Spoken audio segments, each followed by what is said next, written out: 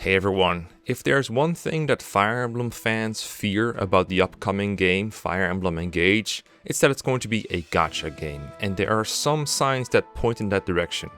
1. The game bears some resemblance to Fire Emblem Heroes when it comes to aesthetics, and 2. Characters from older games are being summoned through Emblem Rings, which is very similar to the core gameplay of Fire Emblem Heroes. So, some people are afraid that this game is going to be a gacha game where you have to pay extra to hopefully summon the characters you like. Now, just like everyone else, I don't know whether Engage will have gacha mechanics, but I came across a bit of news that suggests it won't be. It's still speculation, but it's something, so let's get into it.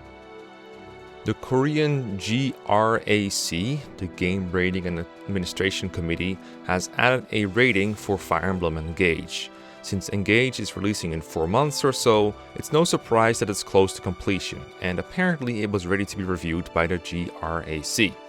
They rate the game based on 7 different aspects: violence, horror, inappropriate language, drug reference, depiction of criminal activities, and finally, gambling.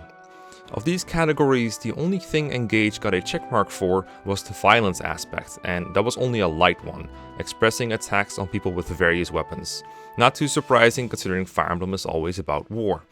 The last one, gambling, is what we're interested here, and it looks like the GRAC did not think Engage was worth warning about gambling. That doesn't mean a gacha mechanic is officially debunked though.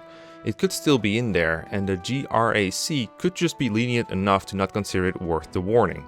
The GRAC rating was brought to my attention by Agro Incarnate, someone who speaks Korean and knows a fair bit about South Korean gaming culture. He put in a lot of effort into looking into other games rated by the GRAC and comparing other known gacha games and other Fire Emblem games, and even other non-Fire Emblem games. But in the end, he wasn't able to come out of the rabbit hole with a solid conclusion. It was an interesting deep dive, but it's a little bit outside the scope of this video, so I've decided to just leave some of the discussion in the background here, and some links in the description if you're intrigued. So from here, this is just going to be some speculation and opinion on my part. I really hope this is not a gacha game. And it might be wishful thinking, but I don't expect it will be. They should know that a gacha mechanic would be inherently controversial, and I don't think they would want to overshadow the celebratory nature of this Fire Emblem game. I think if this was going to be a game with gacha elements, they would have advertised that already, not keep it a surprise as we're getting closer to release. If it somehow does end up being basically Fire Emblem Heroes for the Switch though, I will be really disappointed. Gacha games are morally reprehensible, as they exploit vulnerable people by design. The gacha business model does not work without abuse. And in the case of a Nintendo IP like Fire Emblem, I think there's an extra side of nastiness to it, because Nintendo markets itself as friendly to families and children, so a gacha mainline Fire Emblem game would further normalize a business model like this, and potentially cause gambling problems for vulnerable adults and kids alike. I'll be honest, if Fire Emblem Engage does turn out to be a game where you have to pay extra to summon random extra characters, like with Fire Emblem Heroes, I don't think I want to buy it. It's really tough for me to say that because my channel is all about Fire Emblem. It's literally my livelihood at this point. When Fire Emblem Engage comes out, there's going to be a massive audience that wants to see this game on YouTube, and it would be a very poor business decision on my end to not cover it.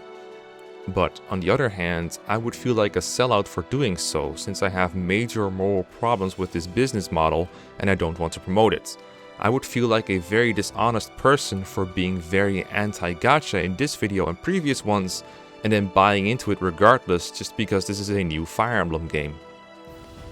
Fortunately, I don't think it will come to this. Gacha games are usually free to play, and most signs so far point to this to just being a normally priced game for the Switch. While Nintendo has done some scummy things in the past, I don't think they're quite ready to go for a $60 game with loot boxes in it. That said, they might do DLC where you can buy additional characters from previous games. For the record, I don't love that, but I don't think it's as morally reprehensible. I don't believe DLC is inherently bad, it just depends on how it's executed. If the initial game is very bare bones as to make you buy the DLC, that's another story, but at base I don't think there's anything wrong with offering additional content after launch.